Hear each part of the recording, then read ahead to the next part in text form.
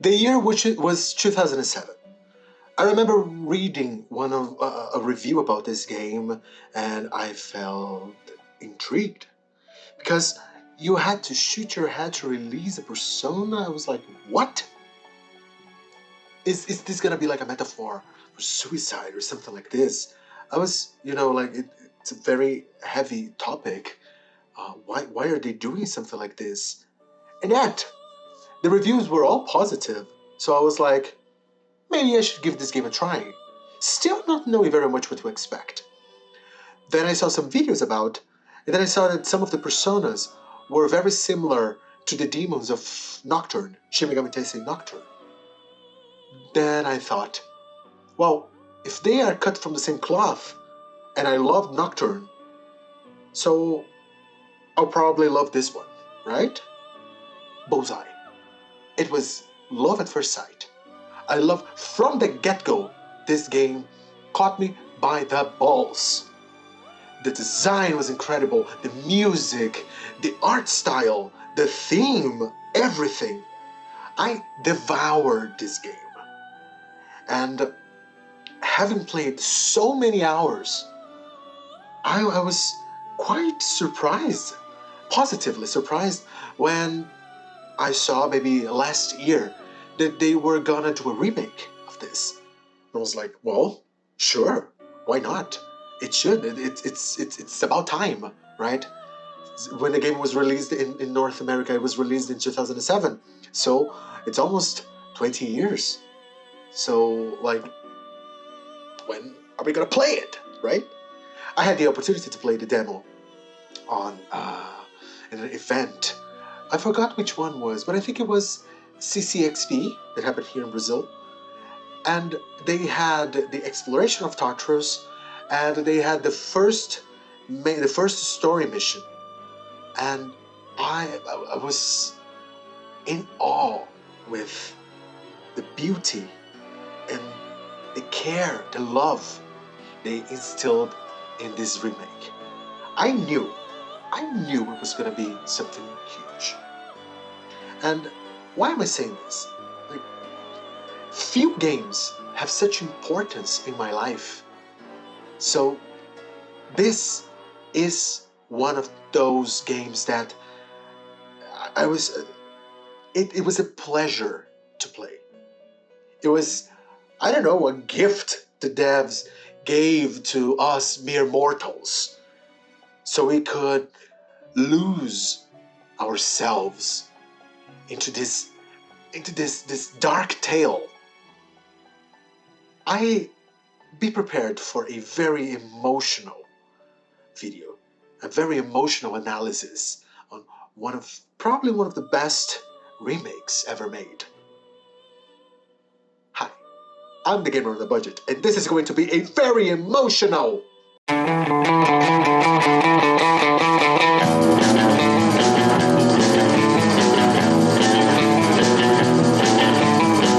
Alright, so before I start, I would like you to be careful with spoilers. Regardless if it's going to be your first time with this game, or if you already played and you're gonna play again. Do not ruin the experience of this game to the other players, to the new players, And new players, be careful when you look online about this game, be it as strategies or like farming guides or whatever. Sorry. To read the spoilers of this game, to have the story of this game spoiled is a crime against nature. It's a hate crime, So be careful with this. And more importantly, savor this experience. This kind of game takes a while to come by. I'd like to start with talking about, like, giving an overview of the main plot, because I'm not gonna spoil anything. This is not a spoiler review, so I am gonna try my best to not spoil the experience, and I know that I will achieve it. Okay? So I think this game has phenomenal storytelling. Phenomenal. And I love that it starts with a disclaimer because, as I said at the beginning, it deals with heavy topics such as suicide and being unwilling to live.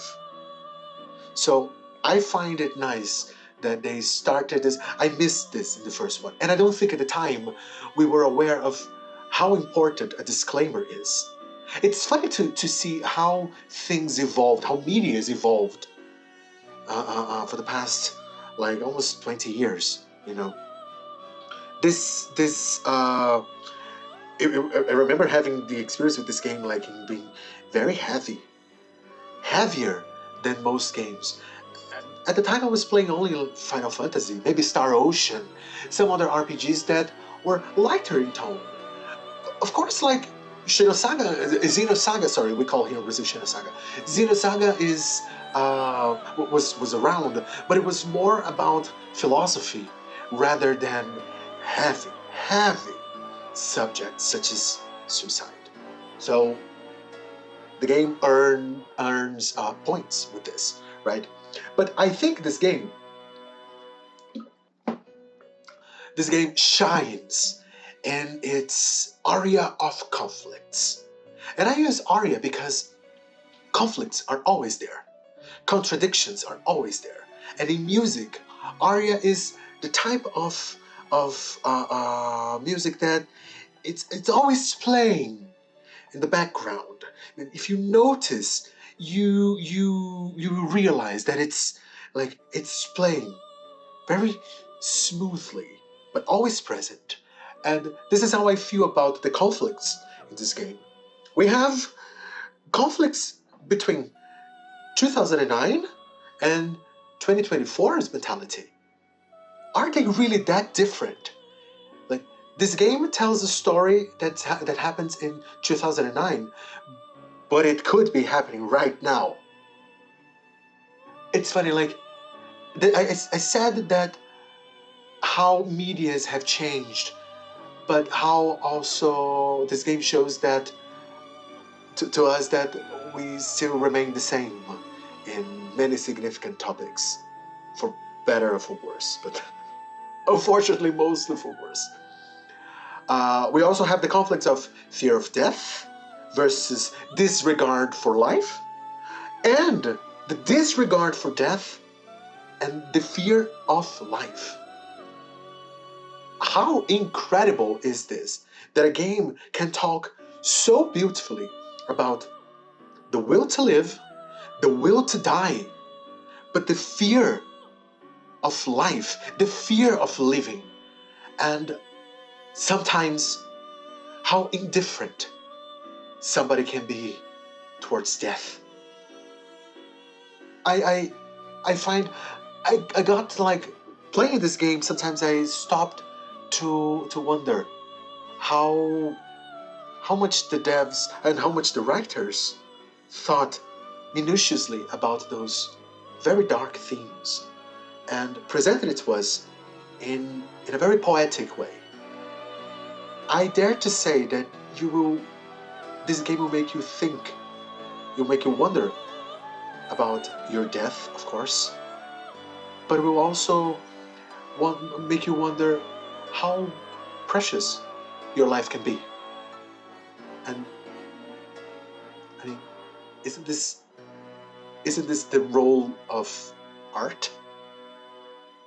Art should be about this, right? Fascinating. I like also that there are conflicts in a very significant time of our lives, which is adolescence, and how adolescence is the moment that you have to decide what you're gonna do for the rest of your life. We have to think about the pressure teens are going through when you still thrust this upon them, you know? How cruel can be to have to decide what you're gonna do for the rest of your life in a period that you probably just want to have your first kiss, just want to feel loved, touched, feel that you matter. feel that you can make a difference, you know? And I love how the game shows the conflict of thinking about the future and yet living the present. How sometimes they can clash and not at all coexist. I love the conflict also about like what to do when you're given power versus what to do with power when it's force-fed on you. Like, we have power. Could we use it to help? Could we use it to make a difference? Could we use to control? Could we use to be better people or to be mean people? Like, but also, what if you have no saying in having this power? Are you still responsible in using it the best way you can? Or just give it up? Like, it's not my responsibility. I did not ask for this. I think the game does a very good job in highlighting these points. And also, the feeling of giving up versus finding the reason to go on. This permeates the entire game. Like, how often we can lose hope and see everything bleak, and yet when something really good happens, something really unexpected happens, something that just flips a switch on your mind, and you see beauty in things.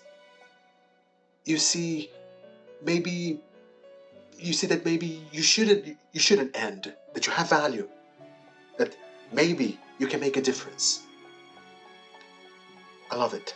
Absolutely love it. Absolutely love it. And I don't know if it's because I'm older, but I don't remember seeing this as deep in the original Persona 3 as I see it here.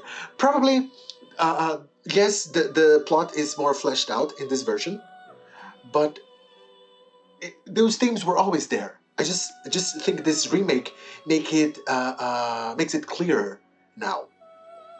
I like there are conflicts between revenge versus forgiveness, as in, should you pursue your revenge, or should you be free and then just like forgive? And remember that forgive is not forget. Like, you will always remember the wrong done to you, but do you have to be a prisoner of that? Or you can open this cell that you decide to lock yourself inside. Also, the importance of finding people that can help you address trauma versus pain and hatred as a fuel for nothingness. This is one of the main conflicts in this game, as in, who would you be if you had no one to rely on? Would you hate everyone? Would you just give up and stop maybe seeing the meaning in things? Who would you be? You know, because characters in this game, some of them are vibrantly different after making friendships, making bonds, whereas some other characters let their trauma be the captain of their ship. So everything becomes others' responsibility because you suffer. And we all suffer, some more than others. But when is the time to stop suffering and doing something about it? When is the time to ask for help? When is the time to let somebody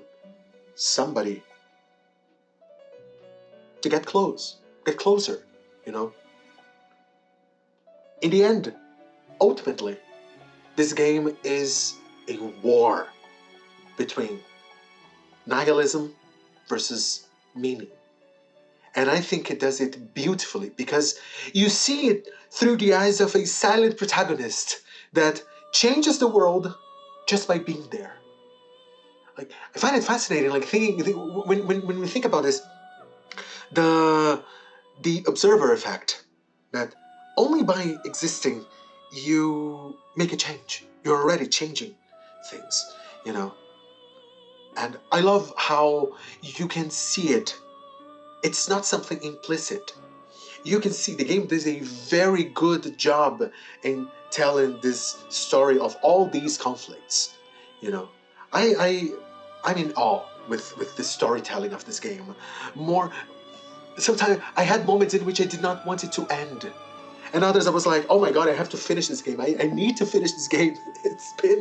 It's been days playing it, you know, maybe weeks. I don't know. Maybe weeks. Yes, weeks. You know.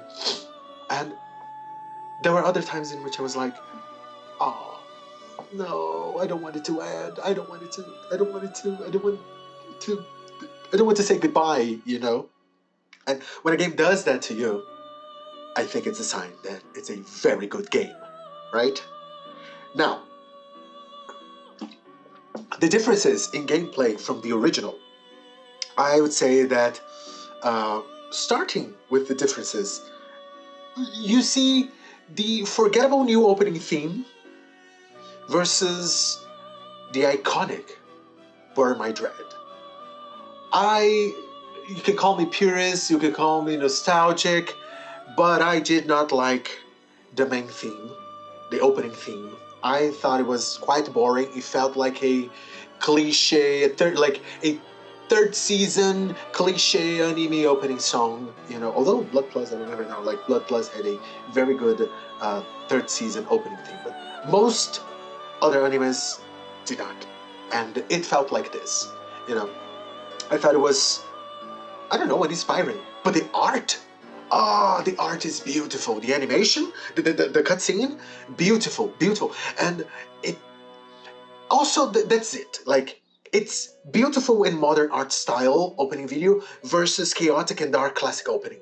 Because I love the opening of the original one with Burn My Dread. I love Fez, but I think Fez is in a different category.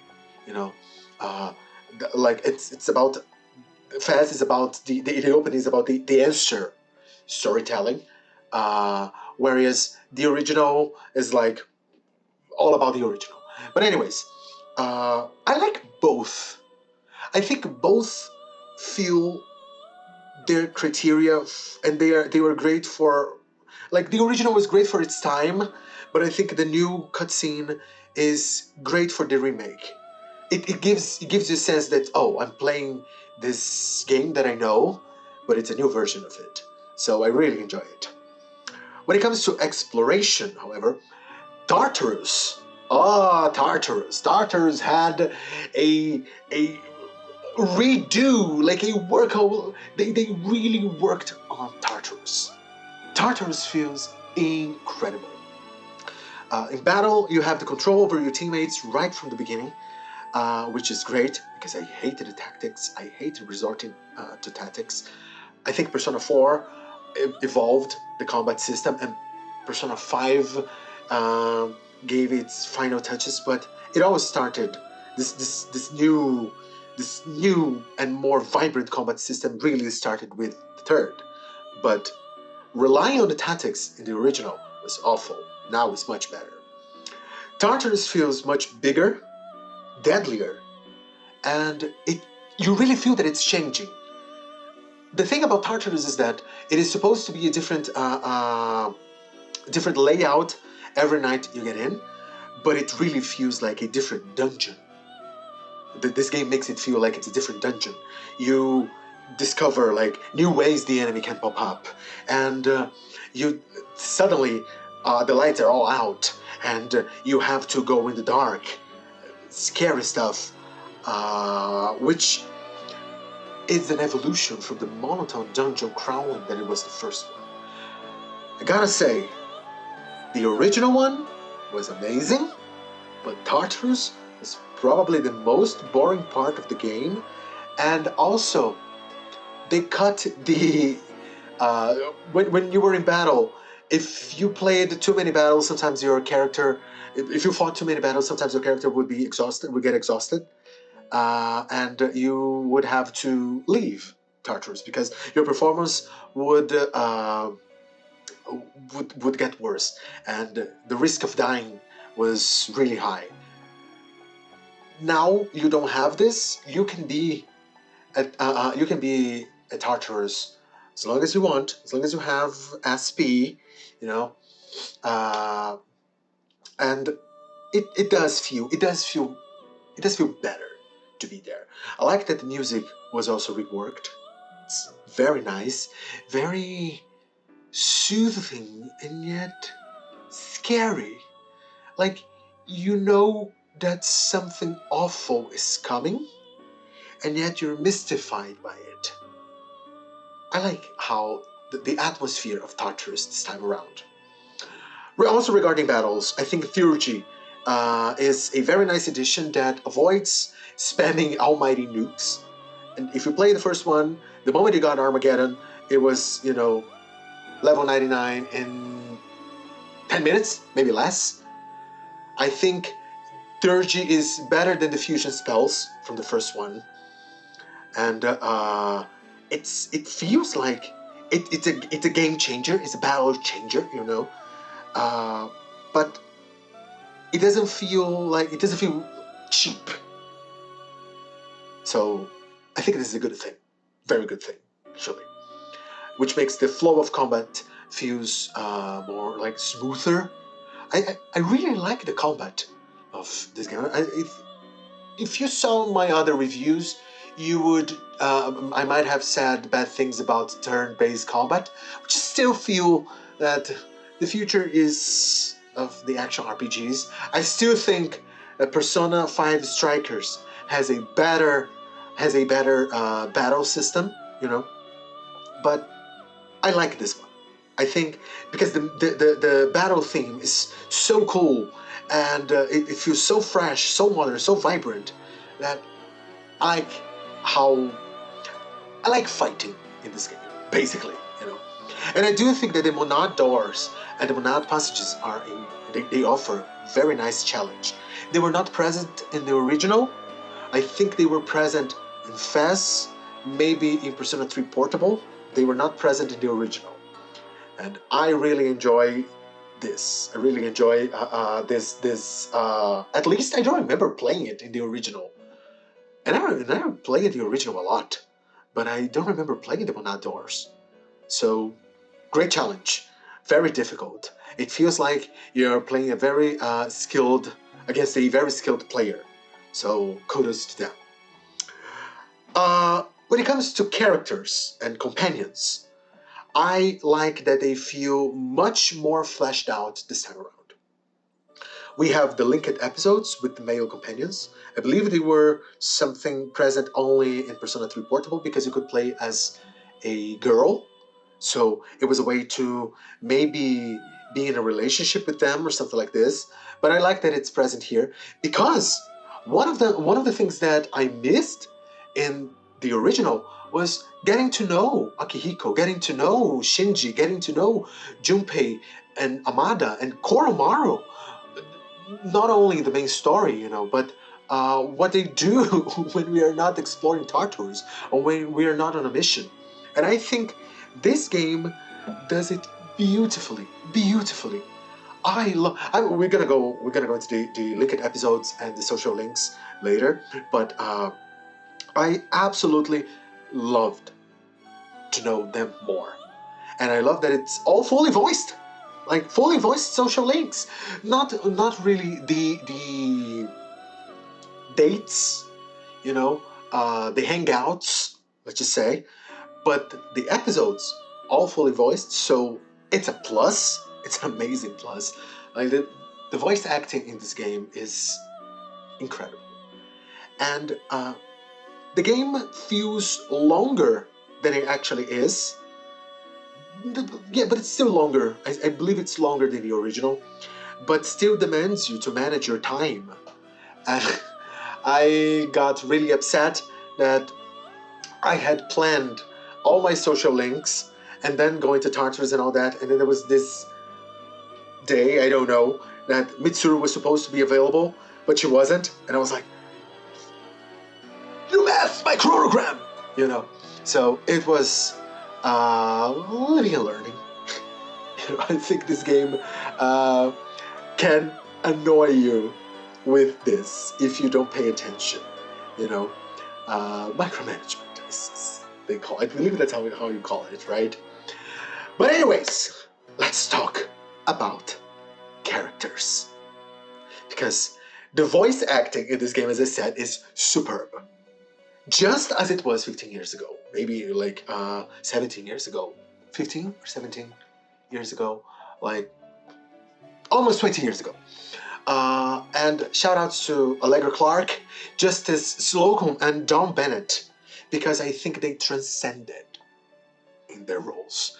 They knocked it out of the park. However, I have to say that comparing the original cast with the new cast, some voices did not work as well as in the original. And those are Alejandro Saab, who plays Akihiko. I think his voice did not match that. Akihiko did not sound like a 16 years old, 17 years old, 18 years old. I think Akihiko sounded like a 40 years old, 50 years old, you know. He sounded much older, much older than he was supposed to.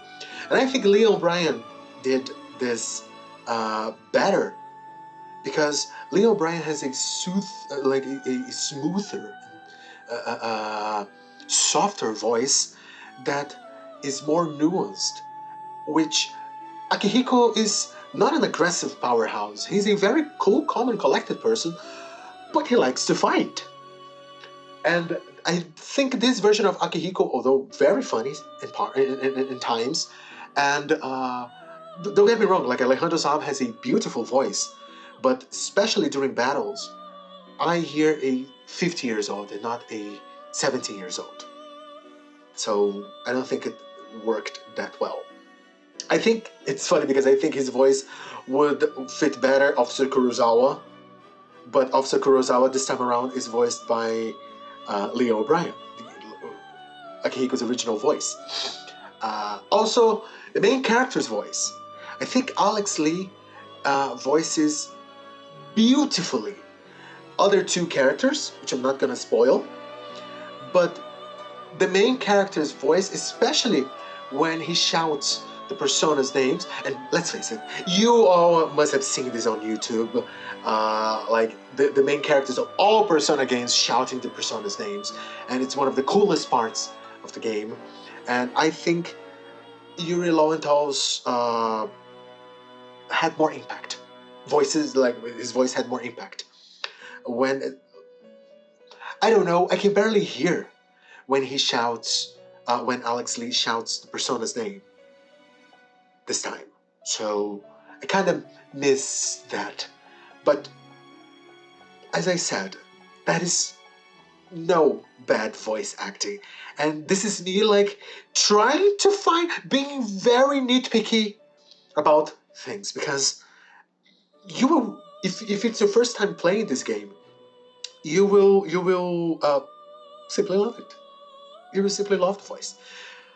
As a fan of the original, I was very worried about changing the cast, changing the voice acting, the talent behind, and I feel that it's a beautiful. This game is a beautiful celebration of the original cast and the original staff and the new one.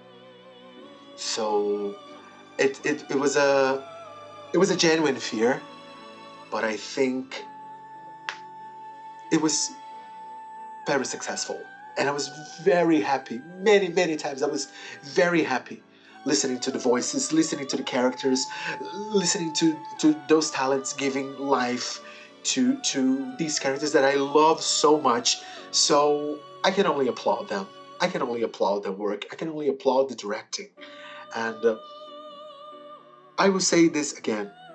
You will feel the love in this game. You feel how much love everyone had for the material. And games like this don't come by that often.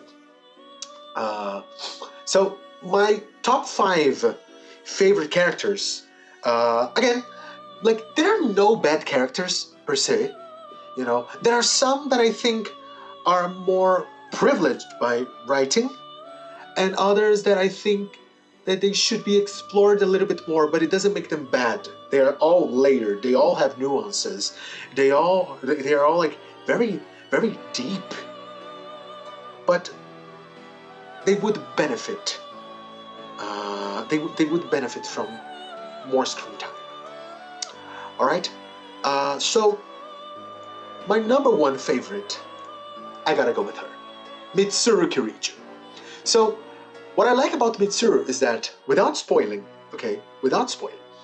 I think she starts very unlikable and very demanding. But I like how she evolves, and out of all the main characters, she's the one that shows most vulnerability out of them all.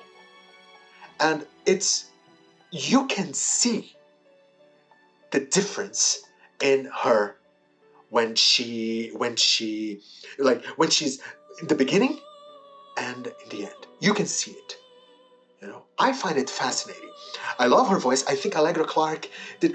Mitsuru was the one that I was worried the most about changing voice actors, because Tara Platt did such a wonderful job with Mitsuru that she became Mitsuru, and every time I heard her voice in any other media, like in Naruto or in other games, I could only think, oh, it's Mitsuru, it's Mitsuru.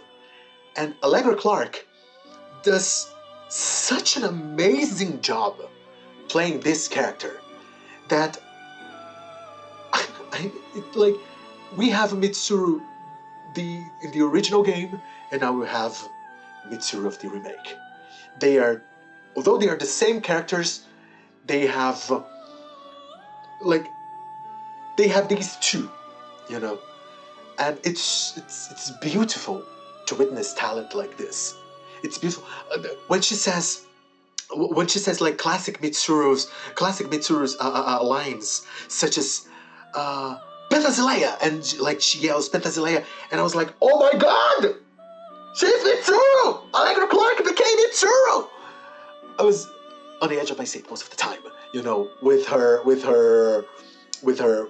voice, and really happy, really happy. So Mitsuru is my number 1 fave. Next on the list, I gotta give it to my boy Koromaru. And you know why? Because we finally see who Koromaru is in this game, and I love it. I love his linked episode. I think it's one of the most beautiful in this game, because Koromaru is based on I believe it's a legend, Japanese tale of Hachiko, which is a dog that would follow his master until follow his master to the train station or something like this. Richard Gere had a movie based on this that was very sad, very depressive, and I love every second of it. But suffice to say that it's based on a tale of a Shiba Inu that would follow his master to his place of work, and then his master suddenly died and would never return. And like, he would also wait for his master to return by the train station. And the master died at work and never returned, and the dog would wait for his master to return forever. And this basically is Koromaru's based on it, but I think he's much more. He's the heroic dog, you know, of the group, and I love that he's a playable character. I mean, I remember playing the first game and I was like, this is so stupid and yet so endearing. I absolutely love Koromaru, and to know what his backstory is probably like one of the most gratifying experience this game can offer, you know. So I gotta give it to him. The third one is Chidori, and Chidori is a very polemic character very, I'm not gonna go into spoilers or anything, you know, but suffice to say that the disclaimer in the beginning of the game is due to some of the things that she goes through. And yes, she is a darker character, but out of all the characters present in the game, I think she carries the most beautiful message and the strongest one. And I think she does it beautifully. Uh, her voice actress, Merit Leeton, I believe this is how you pronounce it. She does a very good job. I remember not really feeling her voice in the original one, but I think at this time she's much more nuanced, and it's interesting and powerful to see her journey, her evolution. I got positively surprised by her. Next on the list is Shinji, and I will limit my words on this guy. Suffice to say, one of my favorite characters, very good. Justice Slocum does a wonderful... Justice Slocum? Slocum? That's how... Yeah, Slocum. I believe that's how you pronounce his name. I think he does beautiful job, and I love every second of this character. And finally, a character that I did not like that much in the original, but here, and I gotta say, probably Persona 4 Arena did a very good job with her also, because I think she had my favorite arc in that game, and I like Persona 3 Faz, but I remember I played it only once, so I'm not really familiar with... I know the story, but I never got to be a fan of Aigis before, but now, I think after playing all these other games and all that, I gotta say that Aigis, from the very first moment, I enjoyed her.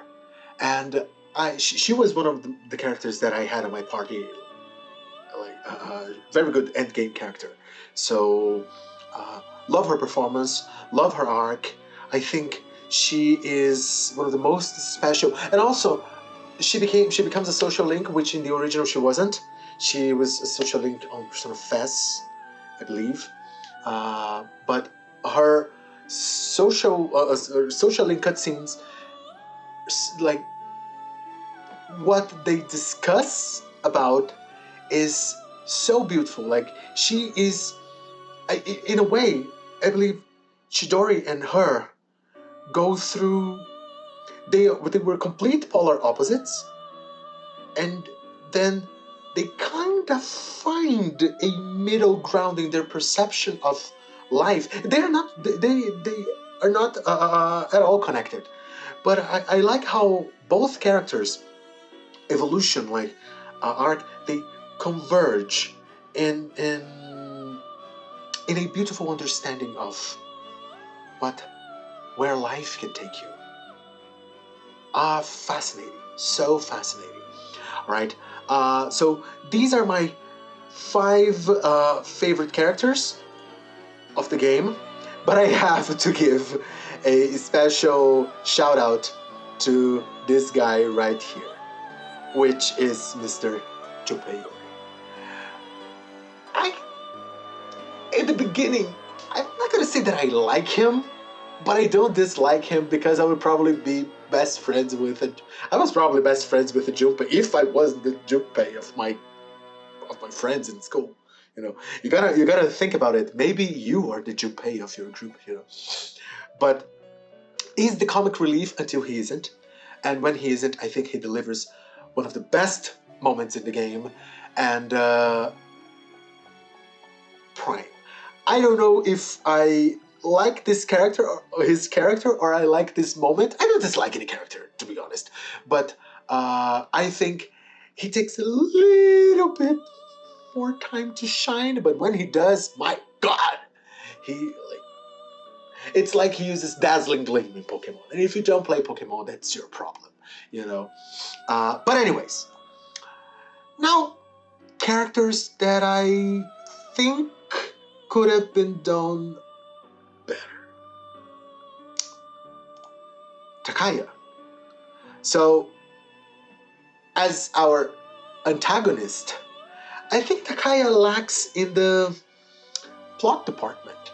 We know only like we know things happen to him, but we don't see it, and we don't read it. We just hear rumors. But I do think that he plays an integral role in being the kind of person that, you know, we see people like him a lot nowadays. And that's why I asked in the beginning if the year of 2009 in which the game is takes place, and now 2024, if the years are really that different, you know, because we see many Takayas nowadays. The scariest part is that this kind of person is not fictitious anymore. You know, yes, of course, like using a persona is still fiction, but still, what he preaches, the way he sees life, and the way he influences others, I think we see people like him more often than we should. And I think he's the kind of person that represents everything that I abhor in society, which is weak-willed people that think that they are special because they survived something awful, they went through something awful, and they lost the will to live, and therefore they think they can dictate what is right or what is wrong just because they suffered.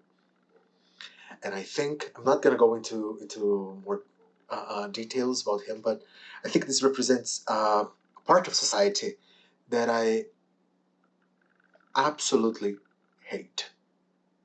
Hate. People that are so indifferent towards others suffering just because they suffered. So they know what suffering is, and they don't care about anything else. And they think because they have a little bit more power, or they are they might be in a little bit more privileged position, they can do whatever the hell they want without thinking about others.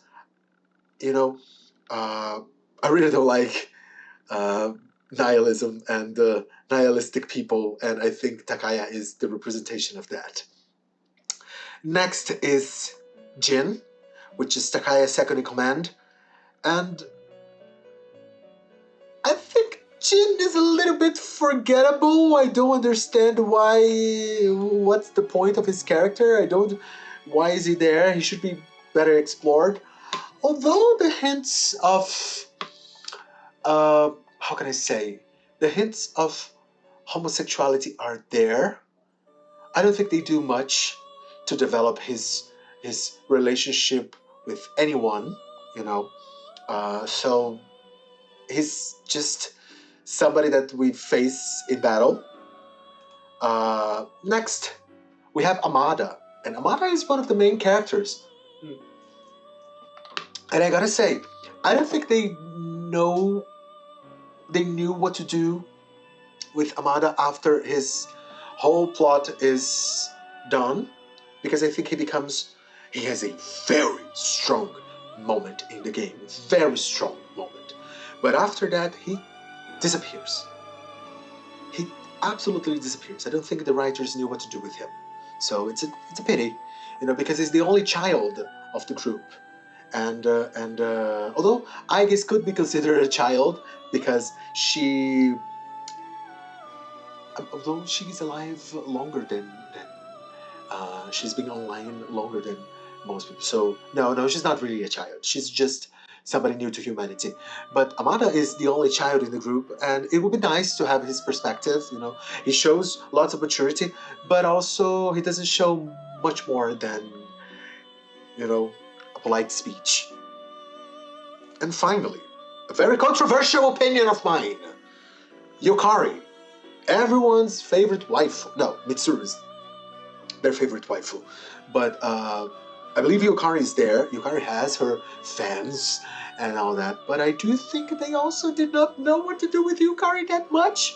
She's one of the boys, as we say. Like it's the three of them are the first playable characters. Main character, Junpei, and Yukari.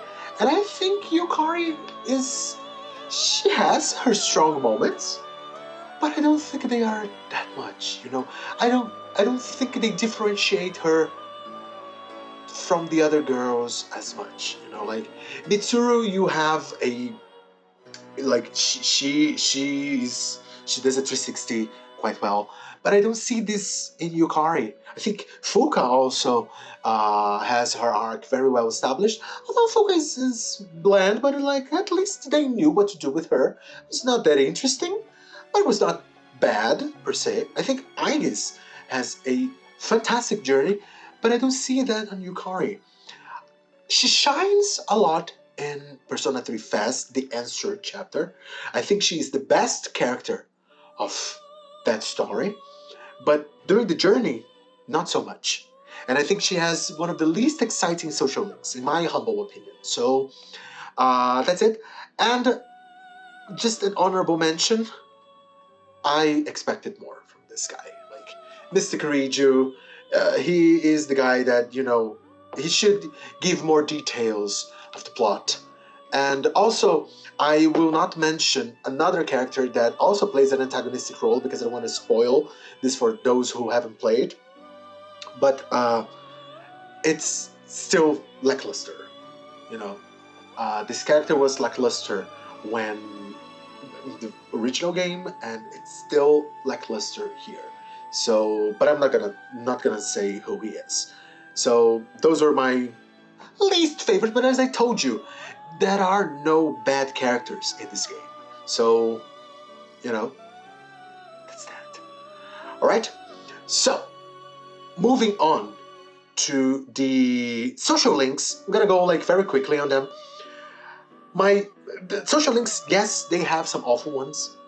I find the social links a little bit odd sometimes. Like the main character is just too passive in some situations, and it's interesting how people feel so easy, so carefree in telling him some of the darkest secrets and share some of the darkest thoughts, you know. But for the sake of gameplay, I think they all work. Some, not really. Some I only went through because I'm a completionist, and also some have like because of the final persona that you can unlock. All right, but my top 5 faves are tied in first place, and don't tell me to choose which one comes first, but I'm gonna go with the Hanged Man Arcana and the Sun Arcana. I think I cried so much with both, and they are in a way they're very young people that are going through the worst thing that could happen at their age, and beautiful. The storytelling is beautiful. And second place, but almost tied in first, I'm gonna go with the Star Arcana, which shows the hardship of not being able to do what you love and what you know that you're good at, like that you have talent for, because you have to provide for your loved ones, and you cannot do it while pursuing what you love the most, because what you love the most may be not as profitable as your current needs, as what you currently need. And it's quite sad. It was very realistic and very well told. The Tower Arcana has it's very fitting because one of your teachers explained how the arcanas work, and the Tower talks about the Tower Arcana talks about how you're in a crisis of faith, when you lose faith in whatever you believed, and the journey of this character in believing in the institutions that he used to believe is beautiful and moving, very touching. I loved every second of it. And the the last one is the Hermit Arcana, which is hilarious. Not because the social link, not because of that, but because of a moment in the very ending of the game that you have the opportunity to talk with this social link, and the result is just hilarious. I laughed so hard, and I felt like secondhand embarrassment also, because it was so well made. I mean, kudos to that. Amazing. And an honorable mention goes to Elizabeth, which is not really a social link, but you take her to visit some places, and she kind of plays like a romantic option of sorts. Okay, now the top 3 worst are the Moon Arcana, the Devil Arcana, and the Magician. But I think the Moon Arcana is unbearable. Why they decided it was a good idea, I will never understand. It's like bad writing. The voice acting is fine, but like bad writing, bad theme, horrible theme, and horrible outcome also. You know, the Magician is controversial because it deals with student dating teachers, and but we also it's also not clear if it's something that one is imagining and such, but like just the fact that it deals with this underage teens dating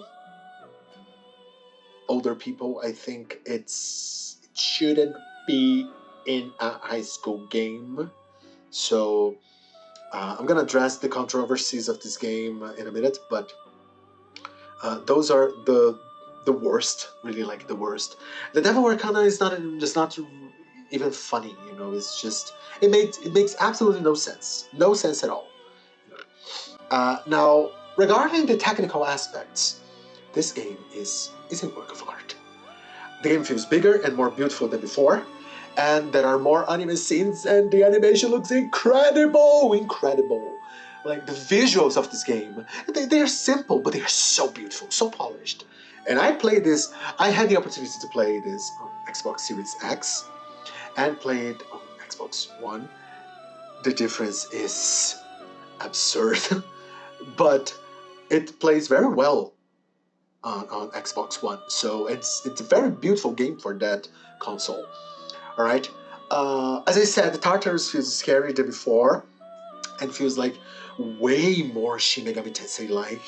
You know, I like the music, I like the atmosphere, I like I'm gonna be a little bit nitpicky with the shadows, not the shadows, the enemies, but like the light of the environment, because your shadow in your clothes, they don't change, and you see the attention to details in this game is exquisite, because you see like characters doing like minor movements, but so lifelike, which is amazing.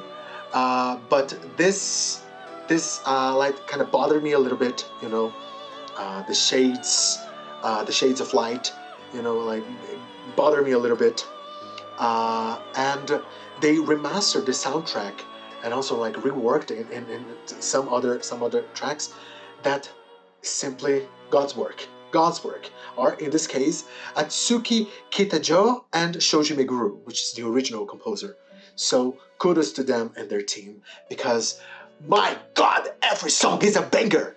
It's especially, I have favorites. So Memories of You is always going to be one of the best, if not the best ending song of a Persona game and games in general. But also the final boss song is incredible. Every time you use Aria of Soul for something, you get my heart. And it's just godly. It's not the same as the original. It's rearranged now, so it feels fresher, you know. Memories of You also it also plays very differently from the original one. Like they added more instruments. So beautiful. It's like paradise. It's like paradise. I love this game. I absolutely love this game. Now, addressing the controversies. So, some aspects of the game, I think, aged like milk. I don't find it nice over-sexualizing teenage girls, so the sexy outfits are just ridiculous. They shouldn't even be there, you know. And I find it a bit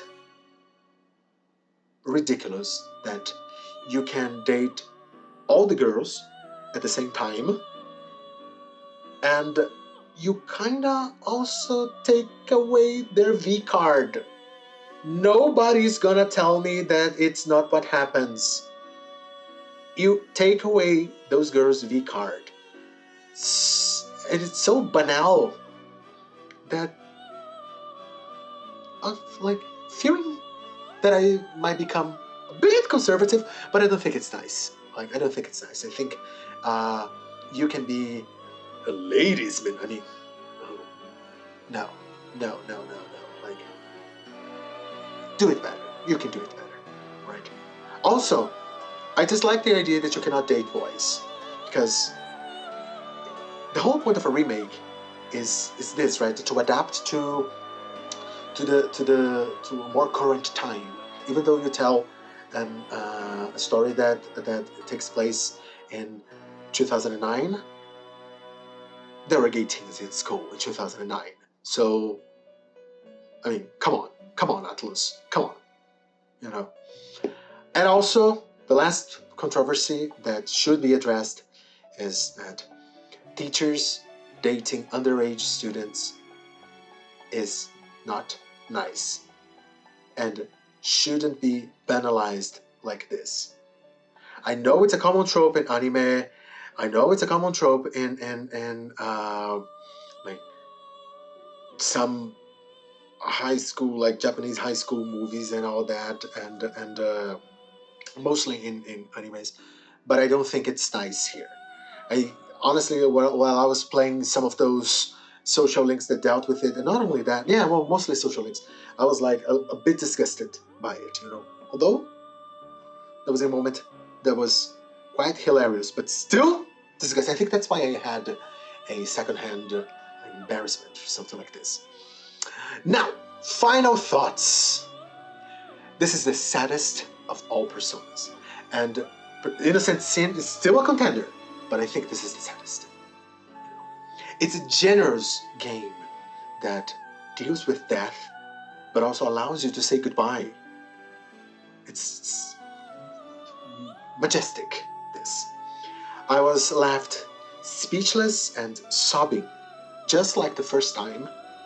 And I think this game like conveys a very beautiful message of how it's not that difficult to see meaning in this world and in life, but you have to be open to caring.